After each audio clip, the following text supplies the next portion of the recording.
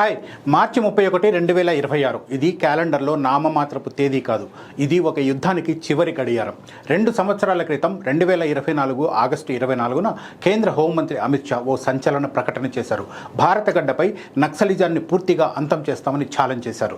మార్చి 31, 2026 నాటికి దేశంలో red terrorism లేకుండా చేస్తామన్న అమిత్ షా అందులో సక్సెస్ అయ్యారనే చెబుతున్నారు విశ్లేషకులు. ఎందుకంటే అమిత్ షా ప్రకటన తర్వాత రోజు నుంచే అడవులు మారాయి, దారులు మారాయి, మావోయిస్టుల కోసం వేట తీవ్రమైంది. ఏళ్ల తరబడి ఈ దేశాన్ని సవాలు చేసిన ఆ ఎర్ర శక్తి, అడవుల్లో తన రాజ్యం నడిపిన ఆ దళాలు ఇప్పుడు తమ చివరి అడుగులు వేశాయి.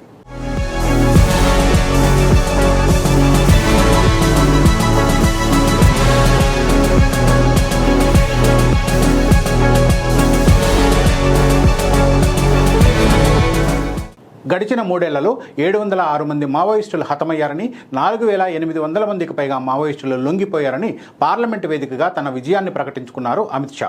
దేశంలో 2 చోట్ల మాత్రమే మావోయిస్టుల ప్రభావం ఇంకా ఉందని చెప్పారు. ఇలా ఒక ఉద్యమం చివరి శ్వాసను దేశం గమనించింది. ఇది కేవలం ప్రభుత్వ ఆపరేషన్ కాదు. ఇది దాదాపు 7 దశాబ్దాల యుద్ధానికి అమిత్ షా ఇచ్చిన తీర్పు. ఈ యుద్ధం ఒక్క రోజులో మొదలైంది కాదు. 1967లో పశ్చిమ బెంగాల్లోని నక్సల్బరి అనే చిన్న గ్రామంలో ఈ మంట పుట్టింది. భూమి కోసం పోరాటాలు మొదలైన కాలం అది. కొద్ది కాలంలోనే తుపాకీ పోరాటంగా మారింది. పేదరికం, అసమానత, దోపిడీ, ఈ 3 మాటలు వేల మందిని అడవుల వైపు నడిపించాయి. సంవత్సరాలు గడిచాయి, దేశం మారింది, కానీ ఆ ఆలోచన అడవుల్లో మళ్లీ బలపడింది. 2004లో ఈ ఉద్యమం ఒక కీలక మలుపు తిరిగింది. People's war group, Maoist communist centre కలిసి సిపిఐ మావోయిస్టు గ్రూపుగా ఏర్పడ్డాయి. అక్కడి నుంచి నక్సలిజం ఒక రాష్ట్ర సమస్యగా కాకుండా దేశ సమస్యగా మారింది. అడవుల మధ్య ఒక రెడ్ కారిడార్ ఏర్పడింది. ఒడిశా నుంచి మహారాష్ట్ర వరకు, ఛత్తీస్గఢ్ నుంచి ఆంధ్ర తెలంగాణ సరిహద్దుల వరకు ఒక సామ్రాజ్యం నడిచింది. అక్కడ ప్రభుత్వం కాకుండా గన్ మాట్లాడేది. 2010లో దంతెవాడలో 76 మంది సిఆర్పిఎఫ్ జవాన్లను మావోయిస్టులు చంపేశారు. దీంతో దేశం ఒక్కసారిగా షాక్ గురైంది. నాటి ప్రధాని మన్మోహన్ సింగ్ మావోయిస్టు ఉద్యమాన్ని తీవ్రంగా తప్పుబట్టారు. ఇది దేశానికి అతిపెద్ద అంతర్గత ముప్పుగా ప్రకటించారు. అక్కడి నుంచి ఈ పోరాటం కొత్త దశలోకి వెళ్ళింది. 2014లో కేంద్రంలో బీజేపీ ప్రభుత్వం వచ్చింది. అప్పటి నుంచి స్ట్రాటజీ పూర్తిగా మారిపోయింది. అడవుల్లోకి లోతుగా వెళ్లే ఆపరేషన్లు మొదలయ్యాయి. మరోవైపు గ్రామాలపై దృష్టి పెట్టారు, రోడ్లు వేశారు, విద్యుత్ ఇచ్చారు, స్కూళ్లు నిర్మించారు, మొబైల్ నెట్వర్క్ను తీసుకొచ్చారు. అడవుల్లోకి ప్రభుత్వం అడుగుపెట్టింది. 2017లో అప్పటి హోంమంత్రి రాజ్నాథ్ సింగ్ ఒక స్పష్టమైన ప్లాన్ తీసుకువచ్చారు. ఆపరేషన్ సమాధాన్ పేరుతో మావోయిస్టుల ఏరివేత ప్రారంభించారు. ఇక 2024కు వచ్చేసరికి సైనిక ఆపరేషన్ చివరి దశలోకి చేరింది. అమిత్ షా ఏకంగా ఓ డెడ్లైన్ డేట్ పెట్టి మరీ మావోయిస్టులను ఏరివేశారు. ఆపరేషన్ కగార్ తర్వాత వేట వేగం పెరిగింది.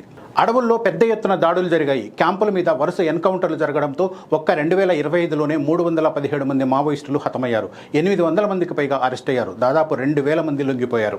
ఇలా 2019 నుంచి 2026 వరకు 7409 మంది అరెస్ట్ అయ్యారు. 5880 మంది లొంగిపోయారు. 2025 మే 21న బసవరాజును మట్టుపెట్టింది సైన్యం. 3.5 దశాబ్దాల పోరాటంలో మొదటిసారి జనరల్ సెక్రటరీ స్థాయి నాయకుడు కూలిపోయాడు. ఆ తర్వాత నుంచి వరుసగా మావోయిస్టు పార్టీకి గట్టి ఎదురు దెబ్బలు తగిలాయి. ఇక నవంబర్ 18, 2025న హిడ్మాను కూడా బలగాలు చంపేయడంతో మావోయిస్టు ఉద్యమానికి ఊపిరే లేకుండా పోయింది. 2024లో 18 జిల్లాల్లో ప్రభావం ఉన్న నక్సలిజం 2025 ప్రారంభానికి 11కి తగ్గింది. అదే సంవత్సరం చివరికి కేవలం 7 ప్రాంతాల్లో మాత్రమే మిగిలింది. ఒకప్పుడు వేల సంఖ్యలో ఉన్న దళాలు 2026కు వచ్చేసరికి దేశం మొత్తం మీద కేవలం 220 మంది మాత్రమే మిగిలారు. వారిని కూడా ప్రత్యేక బలగాలు వెంబడిస్తున్నాయి. అయితే గణపతితో పాటు మిషర్ బెస్రా మాత్రం ఇప్పటి వరకు బలగాలకు చిక్కలేదు. గణపతి నేపాల్ వెళ్లిపోయారని సమాచారం. ఇలా పూర్తిగా మావోయిస్టుల నిర్మూలన సాధ్యం కాకపోయినా ప్రభుత్వం మాత్రం సక్సెస్ అయ్యిందనే అంటున్నారు విశ్లేషకులు. అయితే దేశంలో ఇప్పటికీ మావోయిజం సిద్ధాంతాన్ని నమ్మే మద్దతుదారులు ఉన్నారు. వాళ్ళు తుపాకీ పట్టకపోయినా ఆ ఆలోచనను మోస్తూ ఉన్నారు. ఇక చరిత్ర చూసినా కూడా ఒకసారి తగ్గిన ఈ ఉద్యమం మళ్ళీ తిరిగి వచ్చిన సందర్భాలున్నాయి. అందుకే ఈరోజు దేశం ఒక విజయాన్ని చూస్తోంది, కానీ అదే సమయంలో ఒక హెచ్చరిక కూడా వినిపిస్తోంది. మావోయిస్టులు కూలిపోయారు, కానీ వారి పోరాటం పూర్తిగా ముగిసిందా లేదా మళ్ళీ ఇంకో రూపంలో తిరిగి రావడానికి వేచి చూస్తోందా అన్నది మాత్రం ఇప్పటికైతే చెప్పలేని పరిస్థితి.